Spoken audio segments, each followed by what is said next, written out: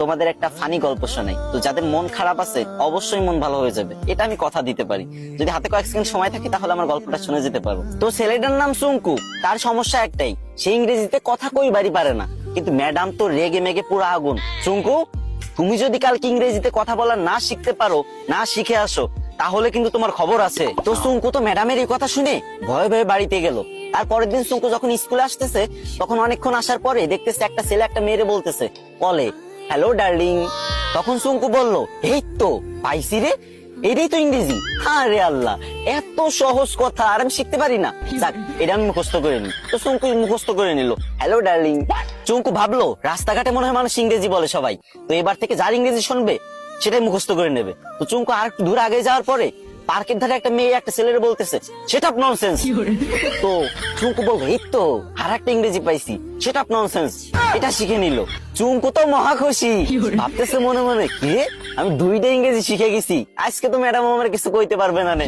আর একটু আগে যাওয়ার পরে বাস থেকে লোক নামবে, ঠিক আছে, তো সুপারভাইজার বলতেছে লেডিস ফার্স্ট, লেডিস ফার্স্ট।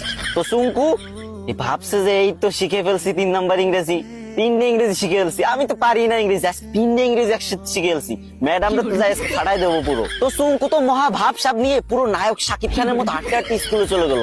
স্কুলে যাবার পর যখন ম্যাডাম ক্লাসে আসলো, তখন সবাই দাঁড়ায় বললো, গুড মর্নিং ম্যাম। তখন চুঙ্কু তো ইংরেজি শিখছে এবার। তো চুঙ্কু কি বলবে? চুঙ্কু বললো, হ্যালো ডার্লিং। এই কথা শুনে ম্যাডাম তো পুরো রাইগে মেগে ফায়ার। ম্যাডামের কান, নাক, চোখ, মুখ সব জায়গাতে আগুন বেরোচ্ছে, আরো কোন জায়গাতে যে আগুন বেরোচ্ছে কোনো ঠিক নাই, ঠিক আছে। তো চুঙ্কুরে বললো, হাউ ডেয়ার ইউ। চুঙ্কু বলছে, সেটা ননসেন্স। ম্যাডাম তো এবার পুরোই রেগে মেগে হট, বলছে, চুঙ্কু চলো প্রিন্সিপালের কাছে, আজকে তোমার খবর আছে। এদিকে চুঙ্কু বলতেছে, ম্যাম লেডিস ফার্স্ট। গাইস, তোমাদের হাসানোর জন্য মেয়েদের থেকেও বেশি ন্যাকামি করতে হয়। তো তোমরা হাসছো তো, মন ভালো হয়েছে তো, কিন্তু আমার কিন্তু কষ্ট হয়েছে অনেক, গলাটা পুরো ভেঙে গেছে। তো এখন কান্না মুখ নিয়েই বলতেছি, আমার আইডিটা অনেকদিন ধরে ফ্রিজ, আমি অনেকদিন ধরে ভিডিও করি না, তাই তোমরা আমার ভুলে গেছো। এখন থেকে নিয়মিত ভিডিও আপলোড দেবো, আর তোমাদের মাঝ থেকে যাবো না। বিশ্বাস করো, প্রত্যেকদিন আমি ভিডিও দেবো, 3, 4, 5, 6টা করে ভিডিও দেবো প্রত্যেক